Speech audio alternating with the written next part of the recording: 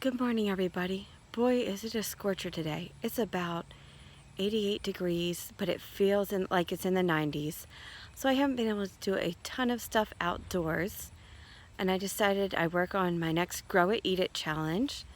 So I'm going to be using some herbs that I've never actually cooked with, even though I grow them every single year.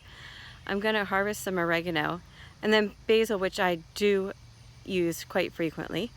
And we're going to make a crustless tomato pie for dinner. So our first step for this pie is to slice some tomatoes, put them in a colander and let some of the juice drain, and sprinkle a little sea salt over them to help remove the excess juice. So that's what I'm going to do right now. I am going to be working with some of our nice big slicing tomatoes.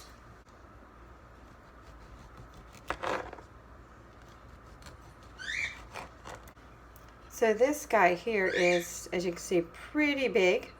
This is one of my black Russian tomatoes. Unfortunately, those bushes are kind of reaching the end of their lifespan.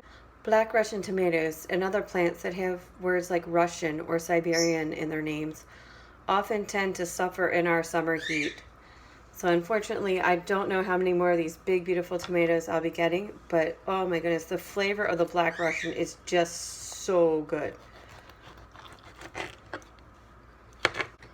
So I'm just slicing and then I'm sticking them in the colander to drain.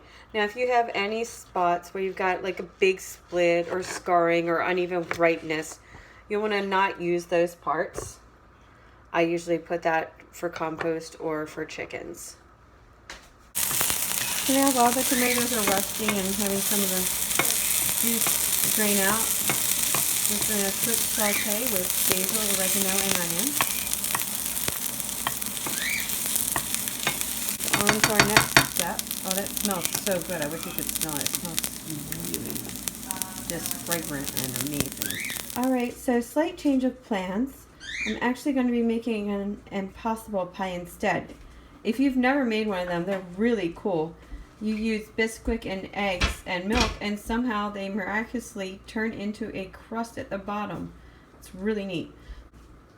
So we're putting cheese, tomatoes, the herbs, and the onion all together, and then I'm going to be mixing the rest of the ingredients. So now I'm going to be mixing the other ingredients in a bowl. That's 3/4 cup of Bisquick. And we actually used a Bisquick substitute recipe because we didn't have any on hand. 3 fresh eggs and 1.5 cups of milk.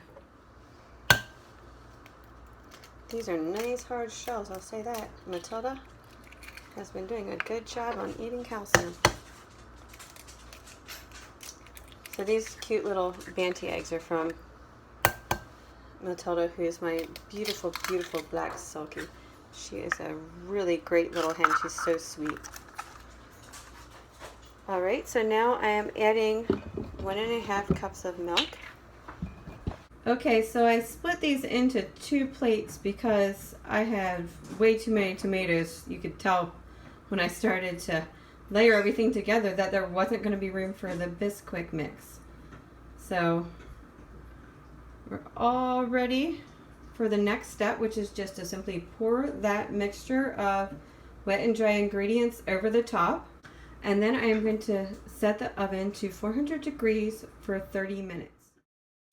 And here's the Bisquick mixture poured on top. So Impossible Pie number 1 is out of the oven. It looks pretty tasty to me, but we'll have to see. I'll have to cut it open and we'll have to give it a try. It does need to cool for at least 5 minutes. They called it resting. So we're letting it take a little nap for about 5 minutes, and we're going to cut into it and see how it tastes. All right, here we go.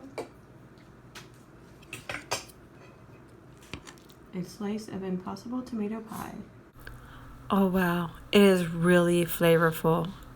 Just enough sweetness from the tomatoes. And honestly, the oregano and the basil are just amazing in this dish. I absolutely love it.